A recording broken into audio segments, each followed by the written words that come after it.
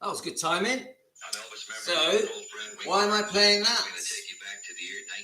Hi guys, why am I playing that? Let me, that is Colin Paul. Colin Paul, let me just get his YouTube channel up. Colin may be with us. I'm not sure if he is because he's a busy guy. Obviously an entertainer, a singer. And there's a reason I'm playing Colin. Colin has been extremely helpful. Let me just get you his YouTube channel. Pretty sure that it is. Tell me, Colin, if you're watching, tell me if I'm wrong. Hi, Colin. Well, Colin is here with us now. This is Colin's channel. Now, Colin also sings many Elvis songs. Many Elvis songs. Let me just thanks, Colin. Thanks for joining us. I've had a bit of a hectic day. And I warn you all, the kids are home, the dogs are home, my wife's home, so expect noise. Let me just get Colin's site back up one more time. I'm going to quickly play, if Colin doesn't mind, I'm going to play a bit of an Elvis song that he's sung. He sings all kinds of music. He's a brilliant all-round entertainer. Now, he has really helped me out.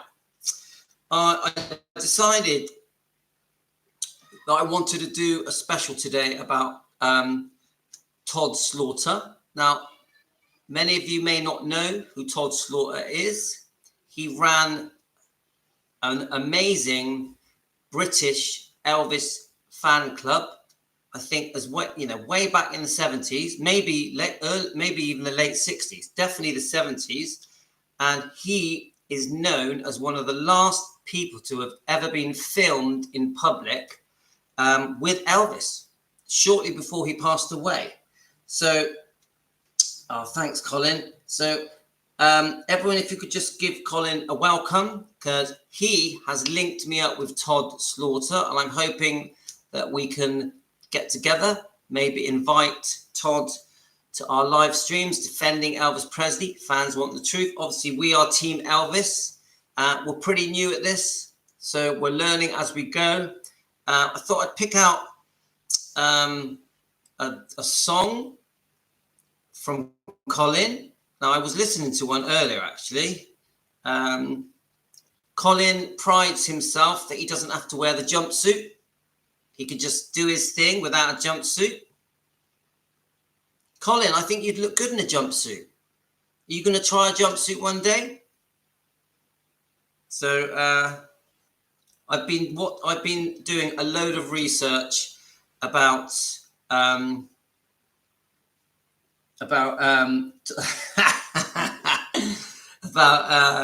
don't know, you look pretty smart in this one, right? A round of applause. And Colin, you even got the arm swinging down to a T, my friend. You got that perfect. So Colin is good friends with Todd Slaughter, and they've done some very good interviews together, obviously discussing all the different things that happen with Todd Slaughter and Elvis. They've obviously done some shows together. Let me just see if I can get one up without the kids completely ruining it. So let's have a look. Now we're going to play some old vintage footage of Todd Slaughter. I'm hoping that we can get Todd to join us one day. Now I have a massive amount of respect for Todd, and that is because I love the way that he defends Elvis. Now Todd is, let me just turn this back a bit. Now Todd is the original Elvis defender, the original. And he's really put to the test in a minute on an interview, which I'm not sure if it's the BBC, I'll double check that. And he stands his ground. He's not wavered. The interviewer is probing and digging, and I'm there listening, even though it's 30, 40 years ago. I'm like, oh, I wonder if Todd's going to slip up. I wonder if Todd's going to give in. And he doesn't. Now, I've already played it on a preview on the video that I posted on our video channel, which is separate to the live streams. So I'm going to play that. But before I do play it, I want to just show Colin and Todd Slaughter just having a bit of fun, just messing around, and just obviously Colin's doing his thing. He's an entertainer, a performer, a singer. But then you've got, you know, a much older, I say that respectfully, Todd Slaughter. They've got the kids screaming in the background. This just gives you an idea of I have 5 kids, by the way. The joys of children. Let me just let them stop screaming. We got our coffee. Coffee is what cures everything. So this just gives you a feel for Colin's channel, his YouTube channel. Please subscribe to Colin. And it's Colin Paul, yeah?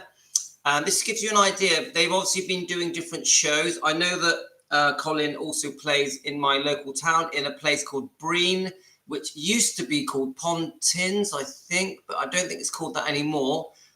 It's like a seaside holiday camp, and I think Colin plays there. But I'm guessing, Colin, that you play all around the world, or definitely all around England. So let's have a little listen to Todd and Colin doing their thing. I'm guessing to a room of Elvis fans. On tour.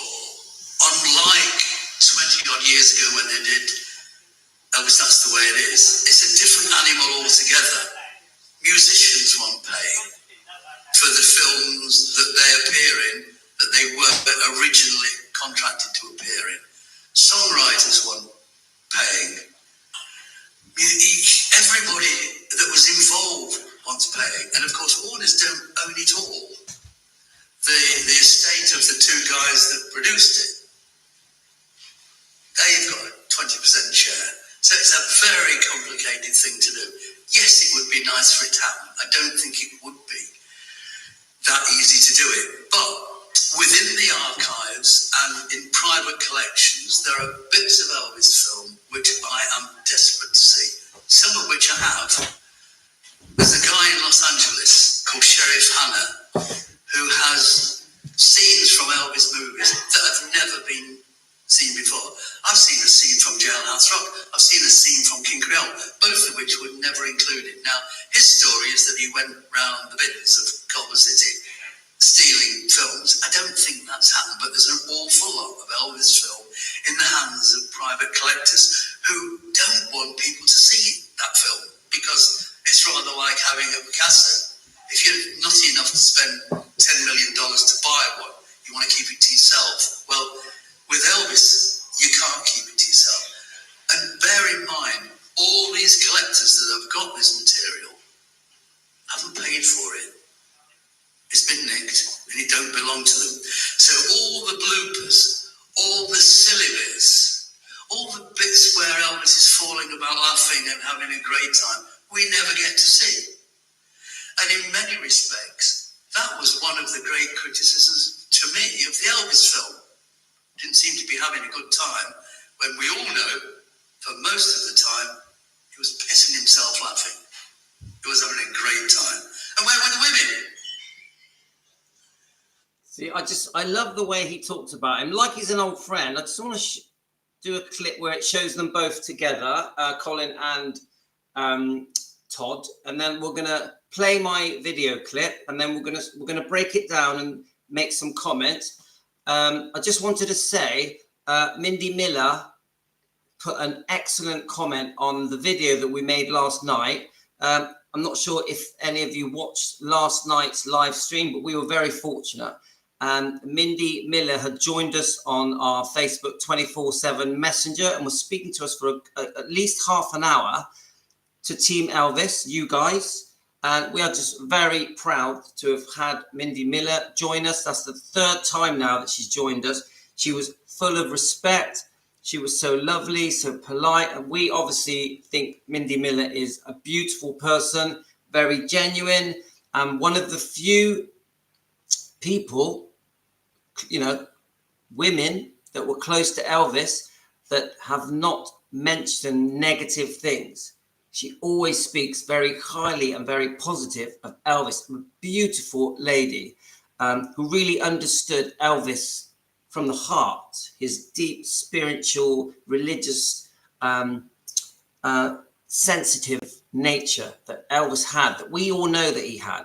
But then you get Mindy Miller, and when you listen to her different interviews, and there's many on YouTube, you really understand that she truly loved Elvis, and she was a genuine girlfriend.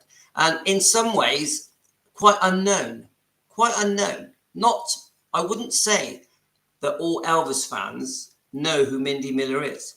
But as soon as you do some research, start watching her interviews, understand her story, how they met, what they went through together, and that she's had her own career in her own right. She was a great singer, and you realize this woman, Mindy Miller, was not using Elvis. She was with him because she truly felt a connection to Elvis.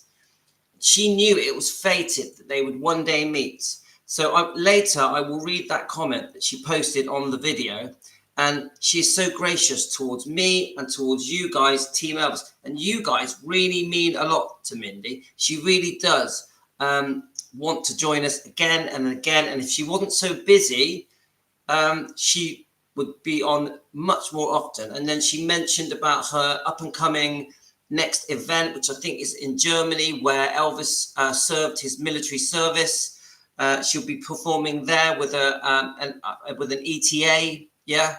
And this event sounds amazing. I'd love to go because it's in Germany. I don't think it's that tough to travel there. So I'm considering going, guys. Seriously.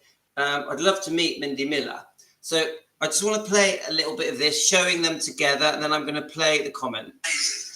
Because I've watched it many times, 3 times in the cinema, and from Amazon probably 15 times. And the more I watch it, the more I agree with some of Elvis's family, particularly the Smiths, because nobody, with the exception of one person, comes out smelling of roses here. You know, Austin Butler was fantastic. No one can take that away from him. But of course, what we're faced now with is Austin Butler wearing the King's crown. And that's good in one way, but detrimental in another. There are many stories in that film that new people who have gone to see the film will believe every word of it. But there's a good portion of that film that is wholly inaccurate. And that doesn't make Elvis look good. And what we need to do is make Elvis look good. But the film's been made. I'll stop it there. Now, I think Todd, without being rude, is in his mid-70s. Yeah, I think he turns 80 in 2025. We've got footage of Todd going right back to 1971. But my point is this. All these years later, over 45 years later, he's defending Elvis Presley.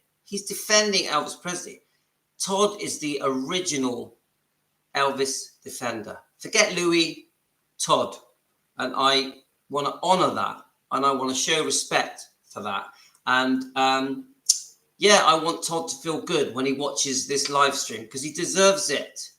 And Elvis would be so pleased with Todd.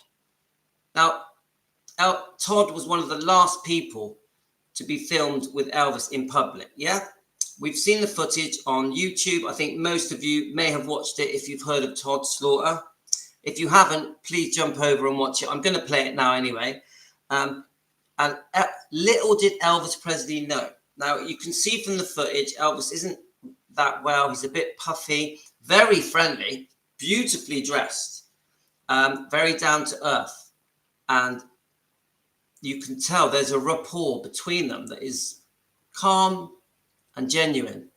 And Todd speaks about his experience on how it felt to meet Elvis in real life, saying that nothing else came up to how it felt when he met Elvis, that Elvis was just so calm and cool, not trying to be the big star, not the big show off, just genuine, honest. That's how Todd found him. And little did Elvis know that within weeks, I'm not sure exactly how long, but very soon after Elvis passed away, God rest his soul. And this footage went round the world. But Elvis would never have known that that man, I think the president of the UK Elvis Presley fan club, would spend the rest of his life defending Elvis Presley. And just to say that with Colin Paul and Todd Slaughter, there's a few of these interviews with them both sat together in an audience. Very, very good interviews. Brilliant. The questions are great. The things that Todd is saying. Colin is excellent in the way that he interviews Todd and the way that the friendship, the chemistry between Colin and Todd is very genuine. You can tell they are good mates. Yeah, proper pals.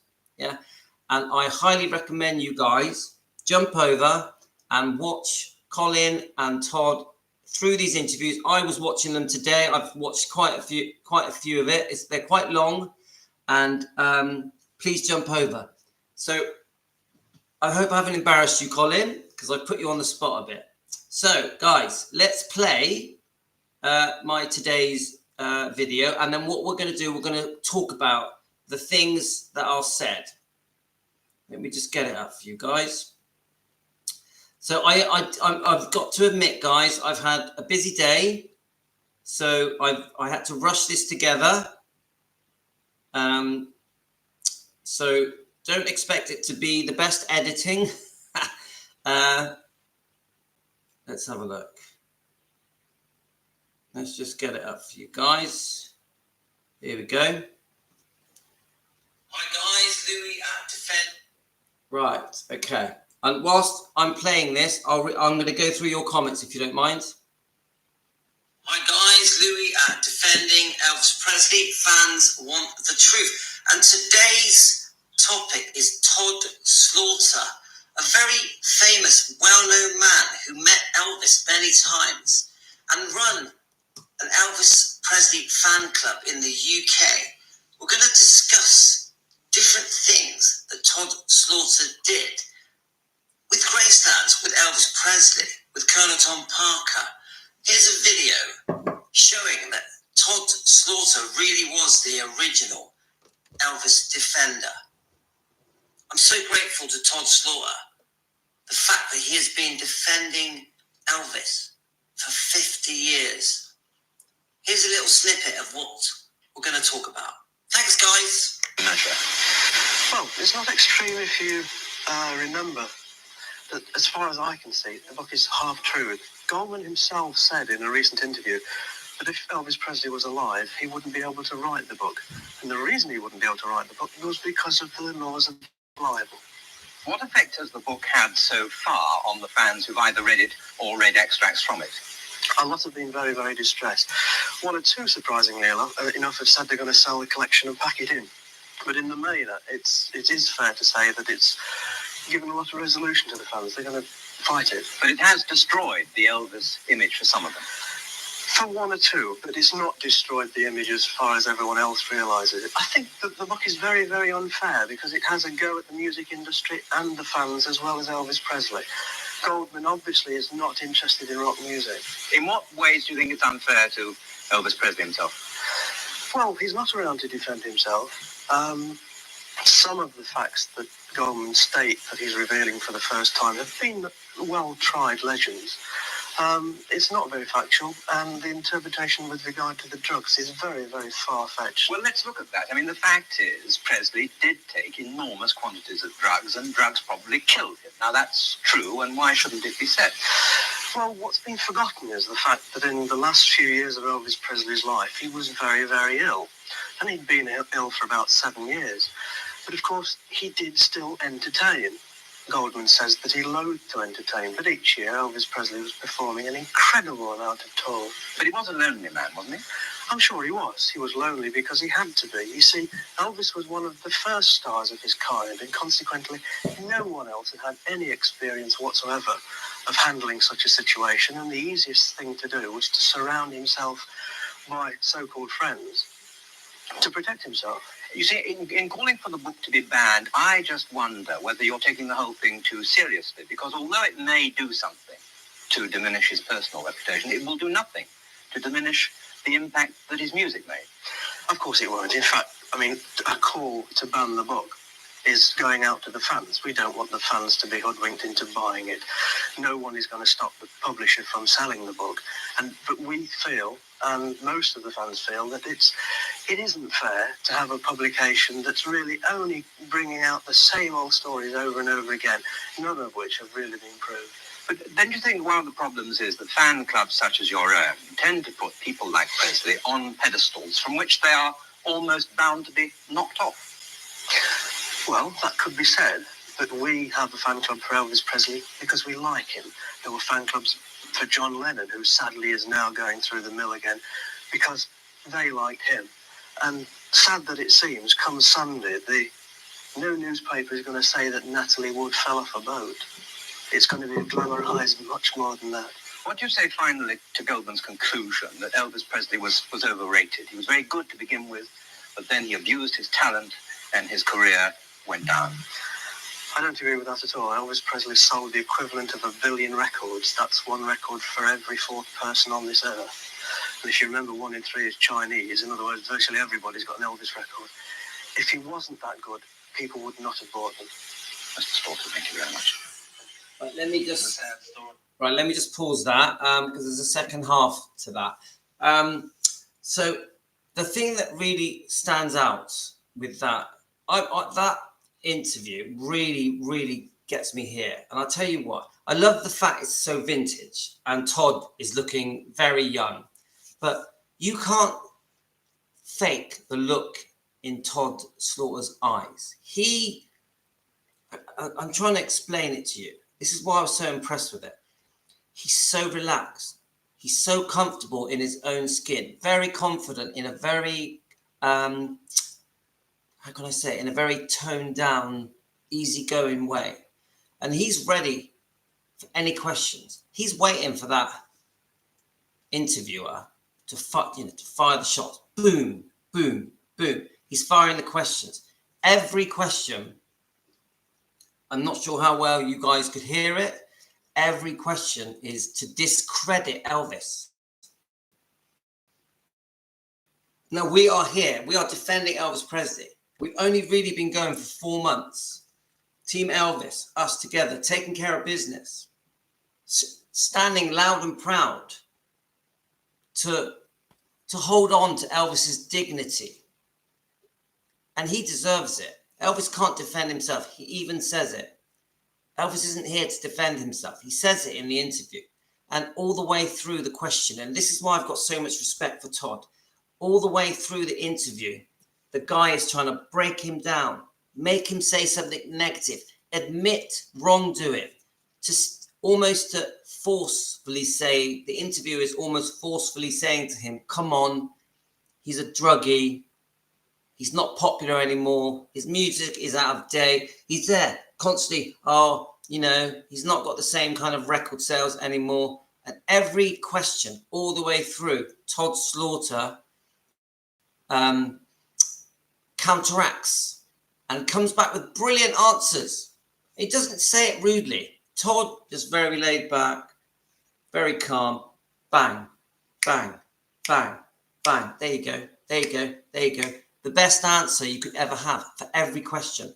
Todd, if you ever watch this program, the way you answer those questions, I'm not sure what year that was, are amazing. The way that you, under fire, under pressure, on TV cameras pointed right at you, quite close up, a very headstrong interviewer. I forget his name, but I do recognize him from the 70s.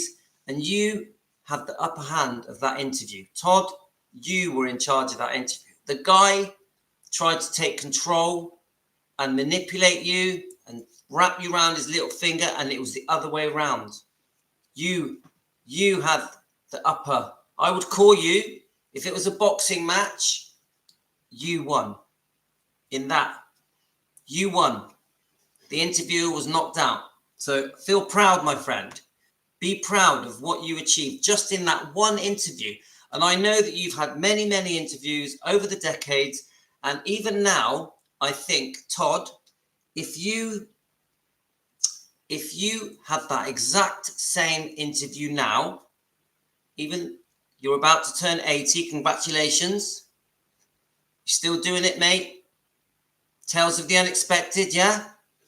Todd Slaughter's Elvis Stories of the Unexpected. We're going to have a bit of fun with that in a minute. That's the other thing that Todd Slaughter does. He has another YouTube channel. Todd Slaughter's, I think it's Tales of the Unexpected, and Todd Slaughter's Elvis Tales of the Unexpected. If you did that same interview now and were asked the same questions, Todd, you'd answer those questions exactly the same. Because even now, 40 odd years later, you still defend Elvis Presley. And we have to thank you for that. We have to thank a man that has spent his life defending Elvis. All of us are so grateful for that. Seriously, guys, come on. We have 26,000 subscribers. Thousands of people will watch this live stream eventually. And we are proud, Todd, we are proud that you have defended Elvis for your whole life. Elvis is proud as well. He must be. He must be so proud of you that you have held him up such high regard for the whole of your life. You've dedicated your life to defending Elvis. And we thank you. We thank you from the bottom of our heart. And I know Elvis thanks you. I know it. Come on, you met him. You're as close as any Elvis fan could ever get. You stood with him. You stood with him, looked at him eye to eye. Isn't that as good as it gets? We're very envious, Todd. So I think I said exactly how we all feel. So let's play the second half of this. I find this story beautiful. And the way that Todd Slaughter tells it is excellent. Story of the last days of Elvis Presley. I hope you enjoyed that, guys. And let's listen to Todd's story about how he met Elvis Presley, the king of rock and roll, and could have been one of the last people that ever met him in public. Hope you've enjoyed this, guys. Have a great day. Presley wasn't going to tour in this country, at least for the foreseeable future. We decided to take fans to the States, which we did. We used to take them to Las Vegas, see him in concert there and as part of a holiday. But by the end of the 70s, Colonel Parker, Elvis Presley's manager, thought it would be a good idea for us to not go to Las Vegas, but to see Elvis Presley on tour. So we went to what turned out to be the very last two concerts that Elvis Presley performed. The film of me meeting Elvis was in actual fact the last piece of film ever shot of Elvis Presley. I was taken to Indianapolis Airport to be presented with an award for, at that time, being fan club president of the Elvis Presley fan club of Great Britain for 10 years. I was there on my own. I didn't have a camera, but I did have some money. So I went up to one of the news people and said, shoot a piece for me, and I gave him $100. And the film that you see is that piece of film. Now, it was said to me at the time that Elvis Presley wasn't very well. There'd been quite a lot of speculation in the press that his health was suffering. And there was a lady from a TV network in the States who said to me, if you get the chance to look at Elvis Presley closely, do so, because our makeup person thinks that he's got about 6 months to live. And as it turned out, it was just a little more than 6 weeks. Before meeting Elvis Presley, I'd met everyone, the Beatles, the Stones, anybody that you can think of, but nothing really prepared me for meeting Elvis Presley. And I guess, what do you say to someone that you've admired for so many years? And it's impossible other than to just be a bit of an idiot, quite frankly. Love it. Love it. How, come on, seriously, guys, how would you act? First of all, how would you act if you were face to face with Elvis Presley? That close, that close. Let's just see if I can get the picture up. Honestly, what would you do? Now, Todd basically says that he froze. Let's have a look. So I stored the picture here so I could show it. So I mean, look how close they are, guys. Right up close, right up close. I just want to quickly give a special warm welcome to Presley Mania. We know that Presley Mania is, to me, one of the best Elvis YouTube channels around. One of the best. I mean that. We all love Rhonda. All of us watch Rhonda. We all love her. And we all look forward to her video. So, Rhonda, thank you so much for joining us. If you're not subscribed to Rhonda, please subscribe to her. Her videos are immaculate. Thank you, Rhonda. And she's beautiful. Rhonda is a beautiful lady. So, guys, everyone say hello, please. So, Rhonda, just so you know, we're doing a Todd Slaughter special. Now, I've been very lucky. Let's have a look. first of all, how are you? I've been very lucky because Colin Paul, the entertainer. Oh, hang on 1 second. But not in here, guys. Hello, just a second, guys. Right, Tina. Hello. Right, let me be quite live. Yes, okay. 1 second. Go and get it for me. Bring it to me and I'll fix it for you. As you can see, we're in my lounge.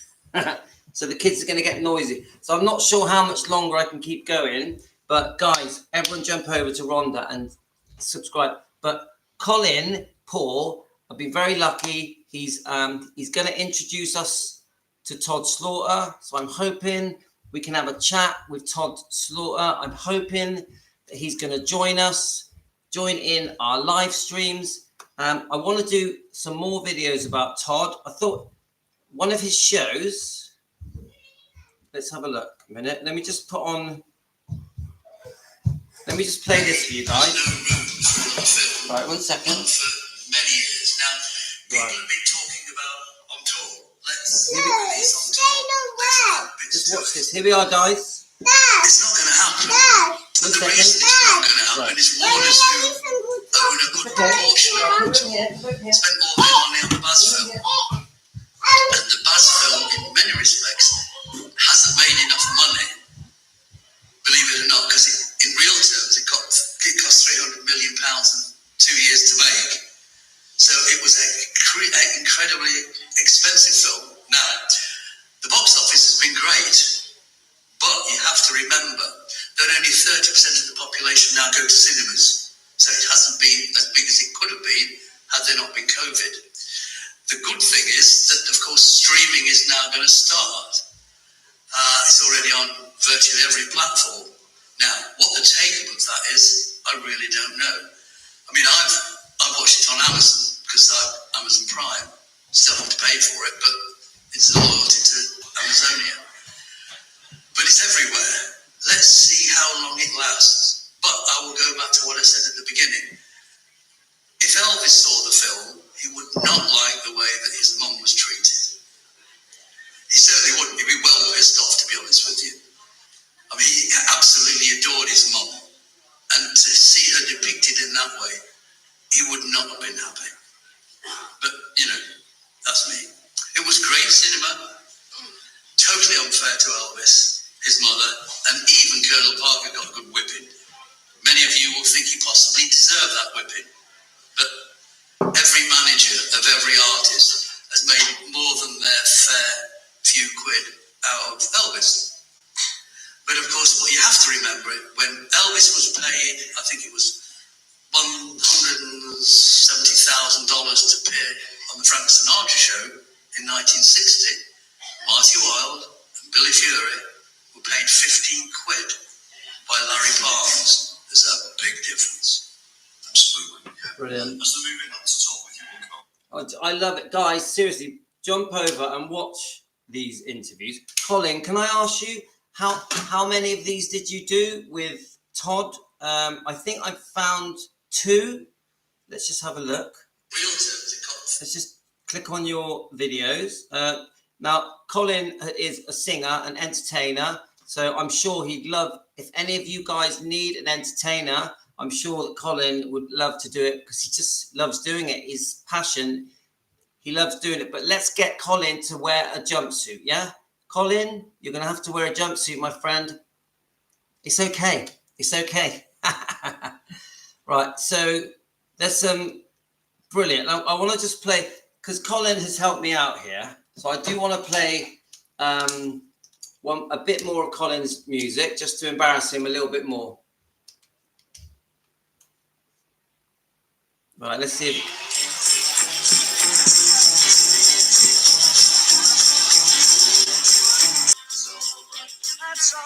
Right now, mama.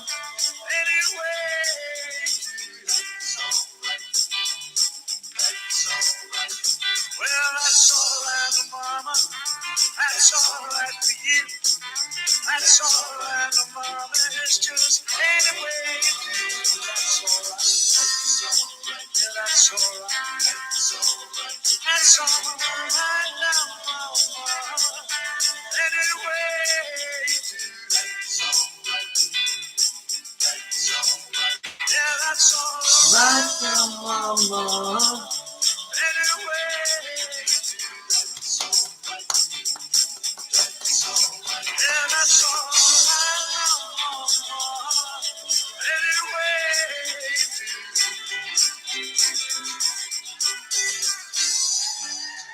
All right, yeah, come on.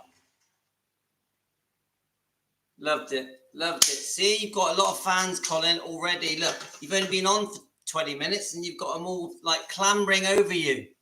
So, okay, so a bit more with Todd Slaughter. Now, I'm not sure how well you guys...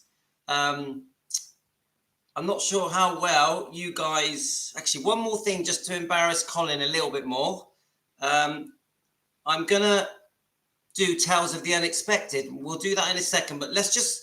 Colin, can we make the Elvis fans here on Elvis, Team Elvis, defending Elvis, fans want the truth, can we make them have a sing-song? Are we ready, guys?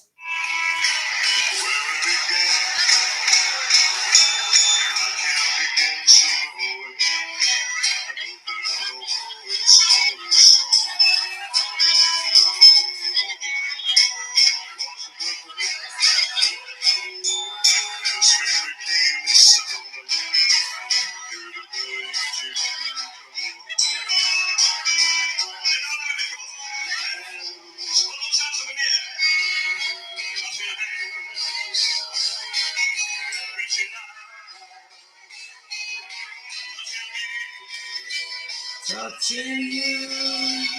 Go on then.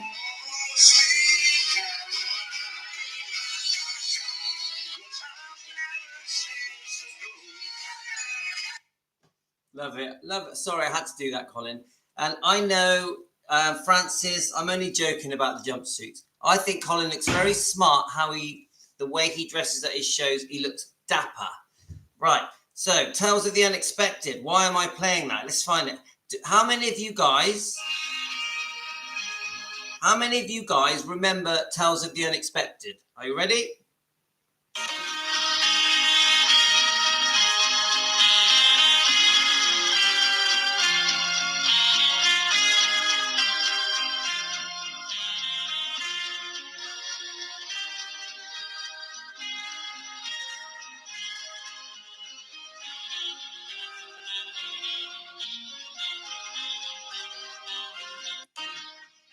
Love it. Love it. Now, why am I playing that? Because Todd Slaughter, I've been trying to learn about Todd.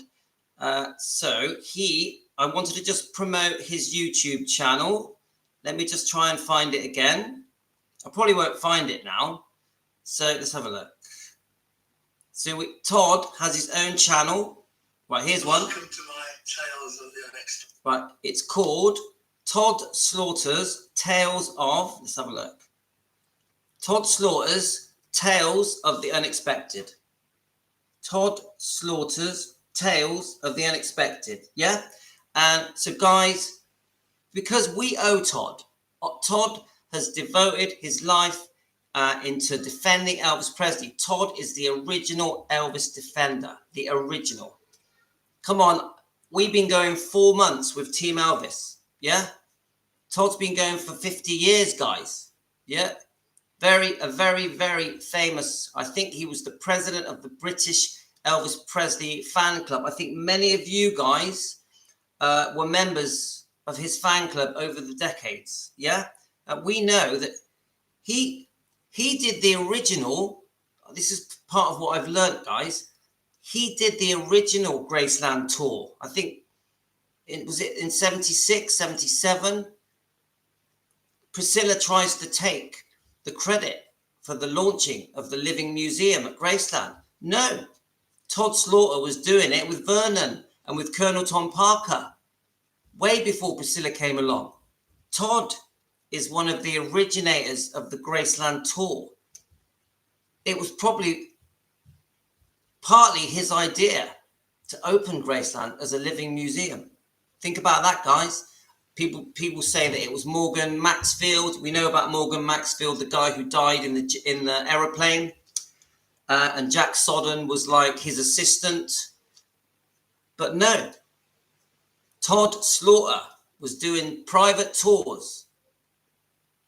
I think with Colonel Tom Parker, I think way before everyone else. He's the originator and the original Elvis Presley defender, the original. So let's have a listen to Todd with his YouTube channel. He's got 284 subscribers. Todd Slaughter's Elvis's Tales of the Unexpected. Let's listen to one of his tales. Let's see if we can increase his subscribers. And Todd Slaughter, if you ever do watch this, please, I hope you don't mind that I'm playing your video. I don't like to play other people's stuff because it's a bit naughty, but we're here to honor you. So I hope you don't mind. I'm going to play this. I have not watched this, so I don't know what it's going to say. Since running the Elvis Presley fan club, there are two questions that I'm always answered. One is, what was it like meeting Elvis? Which I've answered many times. And the second one is, did Jimmy Savile fiddle with me? We will address that a little bit later. One thing that is remarkable is the great 208, Radio Luxembourg, was the Elvis radio station for Europe. It played Elvis before the BBC and continued to play Elvis throughout the time it was broadcasting. And it's very interesting that the BBC did not send anyone to the States to meet, see, or talk to Elvis. But Radio Luxembourg did.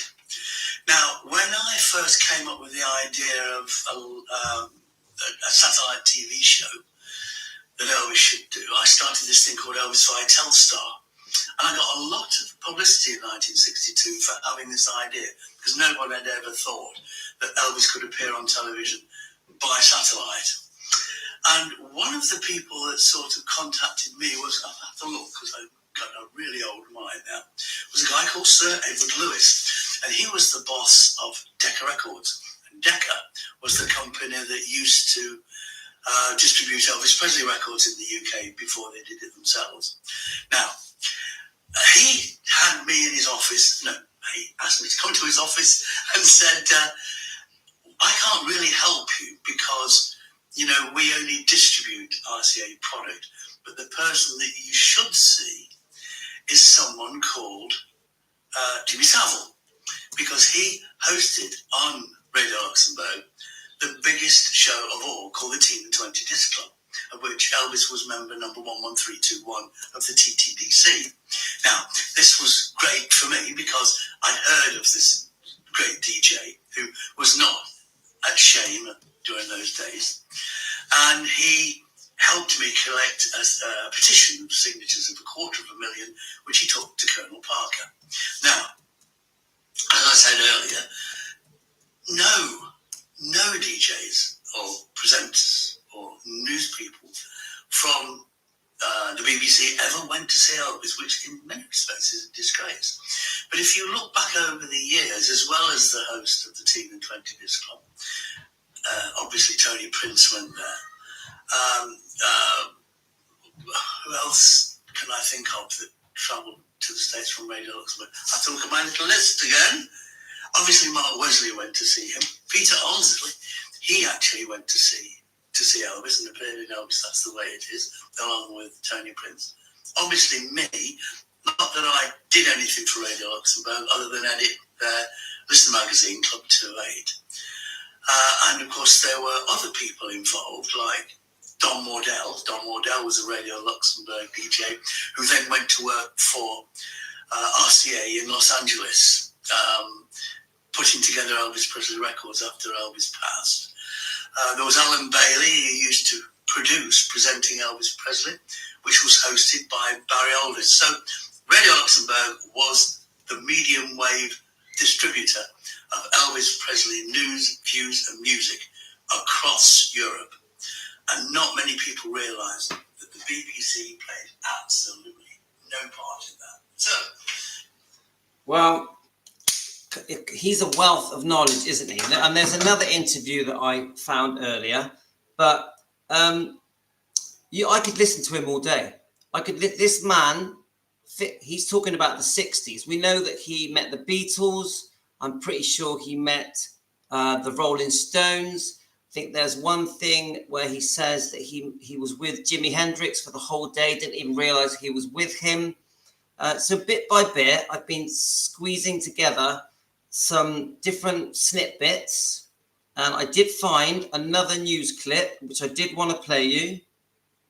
The reason I liked it is because he talks about his friendship with Colonel Tom Parker. So I'm going to play that for you guys. Let's just find it again. So someone said that he may be on our 24/7 Facebook chat. Let me just double check. Let's have a look. Let me just message Colin. I'm just going to message you, Colin.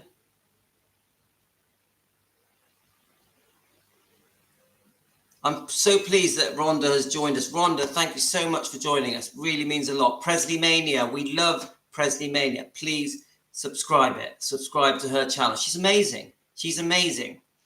Right, let me just see if...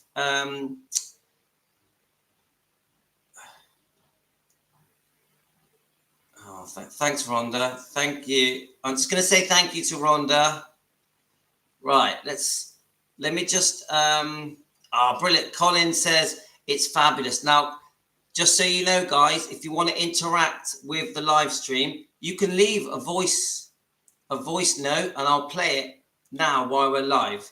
Thanks, Colin. I didn't want to embarrass you or put you on the spot too much, but you're an entertainer, so you're used to being put on the spot. There was Amy Collette. You know we love you. So Amy is on at the moment. Amy is my favorite researcher. Me, and I really, really have a lot of time for Amy. She's an important person in my life. She has been so good to me, so good to me.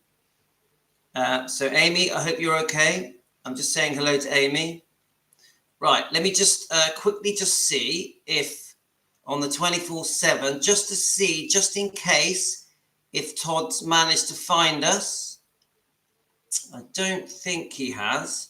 But Todd, if you're listening, please join us one day. I know you're a busy guy, but I'm just quickly checking. I don't think he has. But Todd, you are very, very welcome. We just want to thank you, all of us collectively, Team Elvis, including people like Rhonda on Presley Mania and Amy Collett, our researcher, and obviously your close friends with Colin. We just want to show you that we are very grateful for all your years of service to the Elvis fans. It does matter. Maybe you haven't been thanked enough for the dedication that you've had going way back to the 60s and the way that you have stood up for Elvis, stood up for his honor, kept his pride up. It really does matter. It does make a difference. We do care about it. Even though it's all these decades of past, it really, really is important to us that we know that someone like you has been there for Elvis through all the decades, all the years that we've loved Elvis. We have all loved Elvis for 20, 30, 40, 50, 60, 70 years. We've all loved him our whole lives, and Lisa Marie. We grew up with Lisa Marie. We all love Lisa Marie. And you have been there for us when we were kids. When I was a kid, in the late 70s, growing up, a teenager, you were there for us defending Elvis. Thank you. It means a lot. Right. I did find it interesting, the friendship that you had with Colonel Tom Parker. So I thought I would play that as well. I hope you don't, again, Todd, I hope you don't mind that we're doing this. Colonel Parker very, very well. He was a tremendous character as far as I was concerned. He was, like every manager, out for his own. But, you know, he only ever managed one act. He wasn't like Larry Palms or Brian Epstein. He only looked after Elvis. And he did his best. He launched Elvis into a market that hadn't existed before Elvis came around. But he also, he took for you were ill. And he took a very personal interest in me. And he was phoning you up to make sure you're okay. Yeah, I had a heart transplant 28 years ago. Not sex, drugs and rock and roll, just bad luck. And he rang my home every day just to check up how I was. Amazing. And we spoke to each other thereafter. I mean, I saw him in the States at his home, stayed at his house many times. And all the stories that he told me about his life, particularly how he got from Holland via England, spending 6 months in Bedford and then leaving Liverpool on mail ship. What was Elvis like when he walked into a room? Do you know, I had met lots of stars beforehand. And I always say that, you know, Jimi Hendrix, who I spent a day with and didn't even know who he was. The Beatles, the Stones, Ike and Tina Turner. They were easy to meet. As far as Elvis was concerned, all the people that I had met before never prepared me for meeting Elvis. And when Elvis came in the room, there was a dozen fans in the room. It almost as if he hadn't entered, because you would have expected this 20th Century Fox fanfare and lights and that. There was none of that. And he was very polite. Very, very, very modest. Yeah.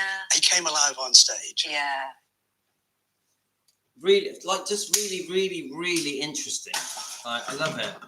I wonder if we can I'm coming up to an hour, guys, so I'm going to have to go. But I wonder if we can find just one more interesting tale from Todd.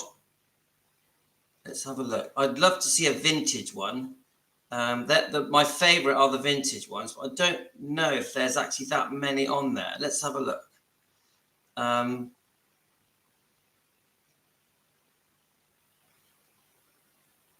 just seeing if anything comes up. Let's have a look.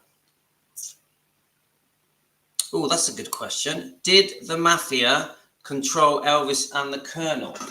I think he means... actually, I can hold the phone to this. Let's just have a listen, see what he says. I'm Todd Slaughter, and welcome to my Elvis Tales of the Unexpected. Now, did you know that half the cheese sold in the United States was originally funded by mafia money? Those cheese and dairy plants. Now, the American mafia families, of course, are still major investors in entertainment. Proceeds from prostitution, narcotics, gay bars, prohibition, gambling and racketeering needed other businesses into which to launder their ill-gotten gains. And those ill-gotten gains went into the music industry, the film industry. But unlike Frank Sinatra, both Elvis and Colonel Parker never had any dealings with mafia bosses. But within their business circles, there were certainly mafia plans. I dig the sunglasses. Right, Elaine has just mentioned something. I think, Elaine, didn't you send me a link to the TCB logo? Let me just see if it comes up. Let's have a look. I'm sure you did. Right, I'll click on it and I'll just see if it works.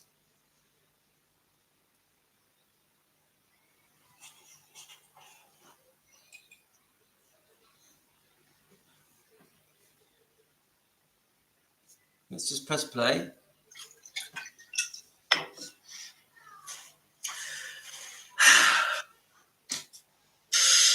Hello, I'm Todd Slaughter, and welcome to my Elvis Tales of the Unexpected. Now, we're going to talk about Priscilla. It's his ex-wife. It claimed that she developed the TCB taking care of business necklace, but she didn't. But she did work on the TLC adaptation, which was Tender Loving Care.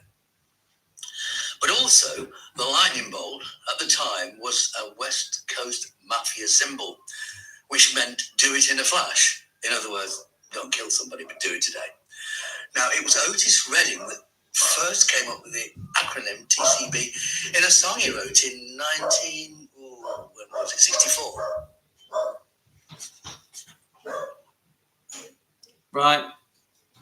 Let me just see. Let's have a look here a minute. I'm just struggling through, just trying to see how much I can get away with before the kids charge into the room and jump on top of me. So there's a little clip here that I think Elaine sent me. Thank you, Elaine. Elvis for sale. He's Britain's #1 Presley fan. Let's have a look.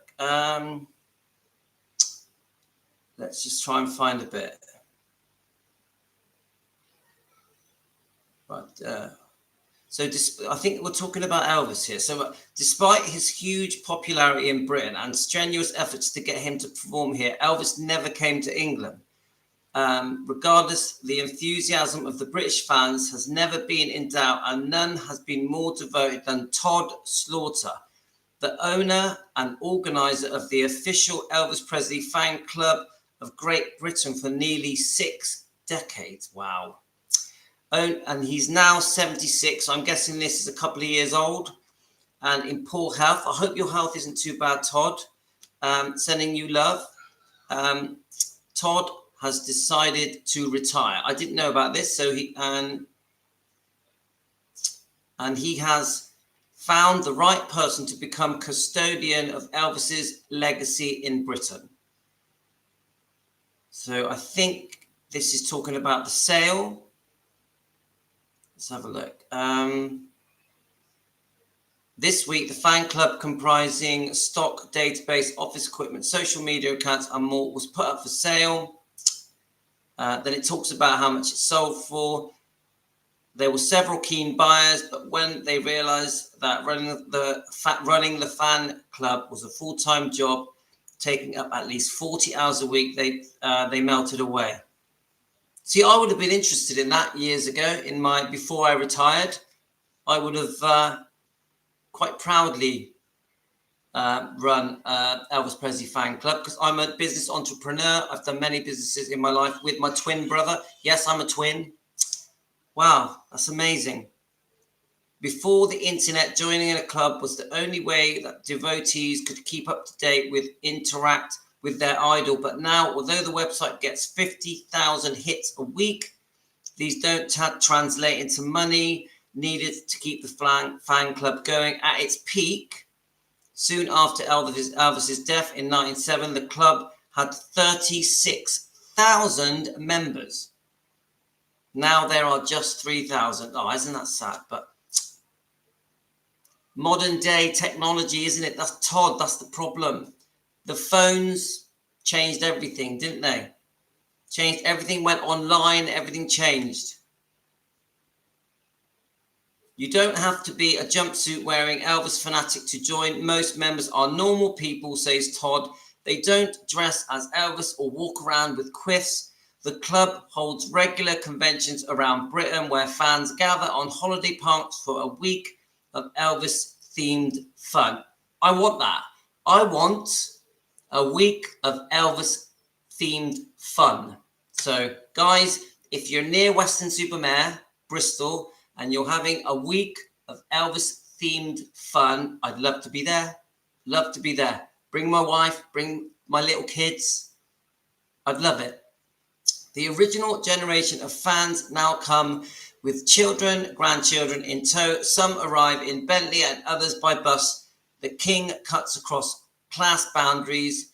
And for a long time, Todd was unaware that he had at least one thing in common with his idol, although he had long known that he was adopted soon after his birth in 1945. Todd discovered in 2014 that he was the product of a brief relationship between a Devon girl and an American GI. Wow. That's the first time I've heard of that. Guys, did any of you know that? Colin, did you know that? Did you know that, Colin? He is the spouse of a brief relationship between a Devon girl and an American GI. I never knew that. Colin, did you know? Brilliant. But when he first heard the king, he had no idea that his own father had, like Elvis, been an American soldier holidaying in Great Yarmouth with his adoptive parents, aged 10. He heard Elvis playing on the jukebox and was hooked. That's really interesting. He was the first star of a kind, says Todd. He had everything, the voice, the looks, the star, and he made films that we could all go and see, yet there was always that mystery, that untouchable side to him that got into my veins and has stayed there. He was wonderful, and this incredibly good-looking guy who conquered the world, and he was loyal, and his fans, and he was doing 100 concerts a year when other stars like Elton John only did 4. And I know that Colin has a very special place in his heart for Elvis as well, and Elvis affected Colin's life as well, because me and Colin had a brief chat. So I did know that. Yeah, that's very interesting. Very interesting. Right. I'm going to have to go, guys. I'm going to have to go. We've had a brilliant time, haven't we? So it says here, just want to quickly see, after leaving school, Todd became a mechanical engineer and worked for Radio Luxembourg and Radio Caroline. I didn't know that. And in 1962, the first satellite was launched by the company Tesla, providing a transatlantic television feed. I have to read this, it's too interesting.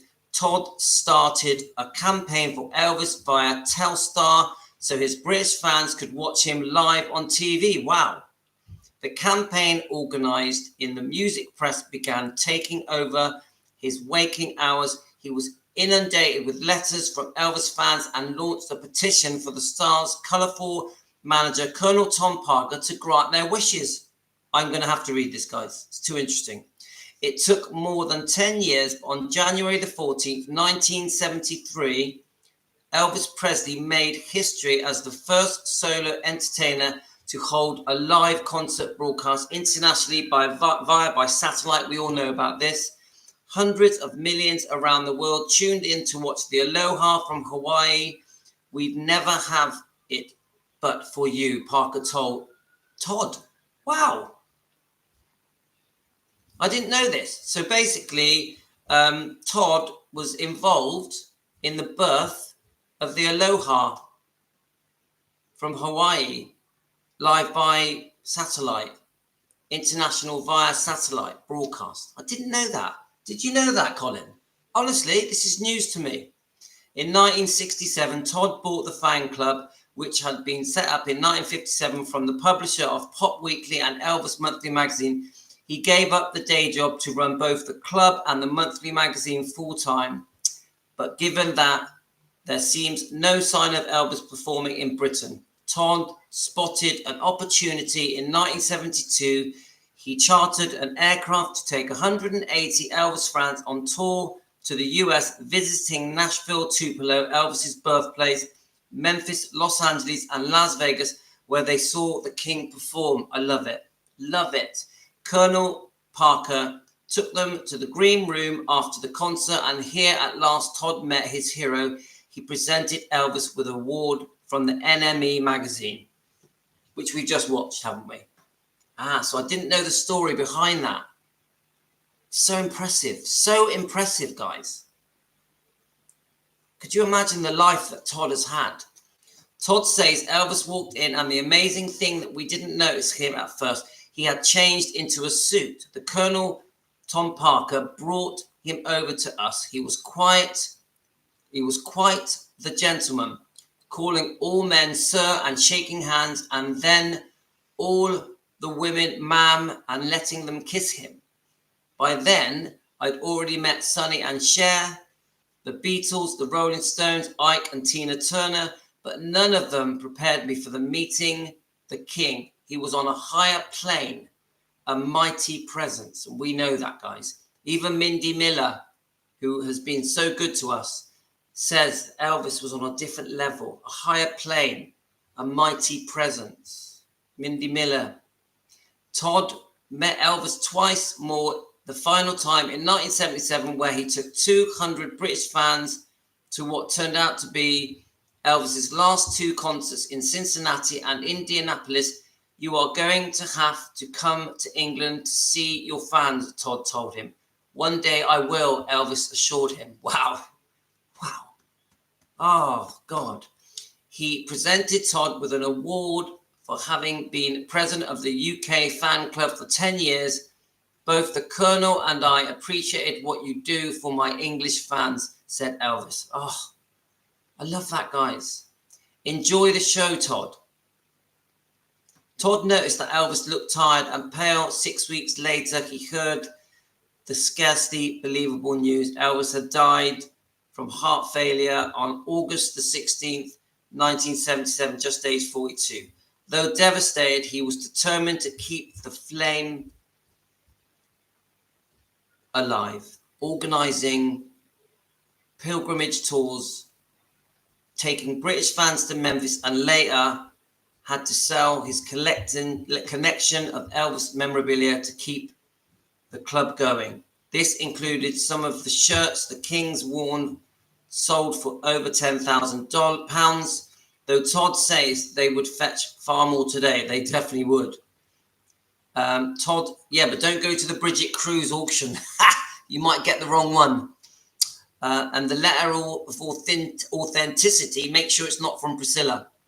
Todd stayed in touch with Colonel Tom Parker until Parker's death in 1977, when Todd himself became seriously ill and had to have a heart transplant in 1994. The Colonel ranged every day to check on him. The Colonel rang every day to check on him. So he's had a heart transplant. Wow. I hope you're well, Todd. I really do. I'm sending you love, sending you good energy from all of us at Team Elvis.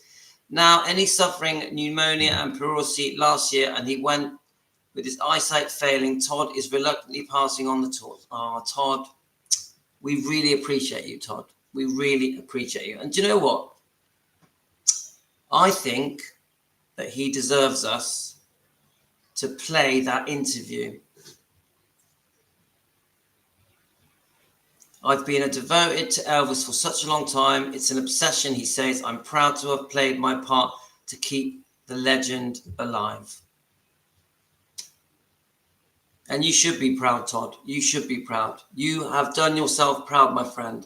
And you are appreciated. You are appreciated. And we won't. You're still living. God rest, God loved you. God send you healing.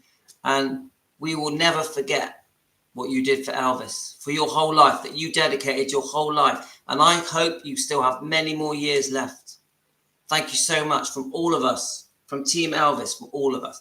And I want, before I go, I want to play that interview one more time. The interview, my favorite interview that you've done was the original. Let's see if I can find it.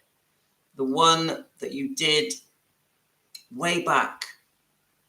I think, let's really listen to this, guys, and then I'm going to have to go, because I think, let me just pause it. I think that interview, yeah, you deserve an award for that interview. That interview should go down in history. You are the original Elvis defender. We call ourselves Defending Elvis Presley. Fans want the truth. We've got Team Elvis here. We're all here together to defend Elvis Presley, but you are the original Elvis defender, and I will always respect you, always, and I will always hold you in high regard. And I really do thank you on behalf of Team Elvis. I'm going to play this and I'm going to have to go. Remember that, as far as I can see, the book is half truth. Goldman himself said in a recent interview that if Elvis Presley was alive, he wouldn't be able to write the book. And the reason he wouldn't be able to write the book was because of the laws of libel. What effect has the book had so far on the fans who've either read it or read extracts from it? A lot have been very, very distressed. One or two, surprisingly enough, have said they're going to sell the collection and pack it in. But in the main, it is fair to say that it's given a lot of resolution to the fans. They're going to fight it. But it has destroyed the Elvis image for some of them. For one or two, but it's not destroyed the image as far as everyone else realises it. I think that the book is very, very unfair because it has a go at the music industry and the fans as well as Elvis Presley. Goldman obviously is not interested in rock music. In what ways do you think it's unfair to Elvis Presley himself? Well, he's not around to defend himself. Some of the facts that Goldman state that he's revealing for the first time have been well-tried legends. It's not very factual, and the interpretation with regard to the drugs is very, very far-fetched. Well, let's look at that. I mean, the fact is, Presley did take enormous quantities of drugs, and drugs probably killed him. Now, that's true, and why shouldn't it be said? Well, what's been forgotten is the fact that in the last few years of Elvis Presley's life, he was very, very ill. And he'd been ill for about 7 years. But, of course, he did still entertain. Goldman says that he loathed to entertain, but each year Elvis Presley was performing an incredible amount of tours. But he was a lonely man, wasn't he? I'm sure he was. He was lonely because he had to be. You see, Elvis was one of the first stars of his kind, and consequently, no one else had had any experience whatsoever of handling such a situation, and the easiest thing to do was to surround himself by so-called friends to protect himself. You see, in calling for the book to be banned, I just wonder whether you're taking the whole thing too seriously, because although it may do something to diminish his personal reputation, it will do nothing to diminish the impact that his music made. Of course it won't. In fact, I mean, a call to ban the book is going out to the fans. We don't want the fans to be hoodwinked into buying it. No one is going to stop the publisher from selling the book. But we feel, and most of the fans feel, that it isn't fair to have a publication that's really only bringing out the same old stories over and over again, none of which have really been proved. But don't you think one of the problems is that fan clubs such as your own tend to put people like Presley on pedestals from which they are almost bound to be knocked off? Well, that could be said, but we have a fan club for Elvis Presley because we like him. There were fan clubs for John Lennon, who sadly is now going through the mill again, because they liked him. And sad that it seems, come Sunday, no newspaper is going to say that Natalie Wood fell off a boat. It's going to be glamorised much more than that. What do you say finally to Goldman's conclusion that Elvis Presley was overrated? He was very good to begin with, but then he abused his talent and his career went down. I don't agree with that at all. Elvis Presley sold the equivalent of 1 billion records. That's one record for every fourth person on this earth. And if you remember, 1 in 3 is Chinese. In other words, virtually everybody's got an Elvis record. If he wasn't that good, people would not have bought them. Mr. Slaughter, thank you very much. Thank you. The sad story of the last days of Elvis Presley. Like the point. I applaud Todd Slaughter. I applaud him. And guys, we're going to have to go out with a song, aren't we? Because it's been quite a touching live stream. Thank you, Amy. Thanks, all of you. We're going to go out with a song, guys. It's going to have to be a sentimental one if I can find the one I want to play. in. We'll be back.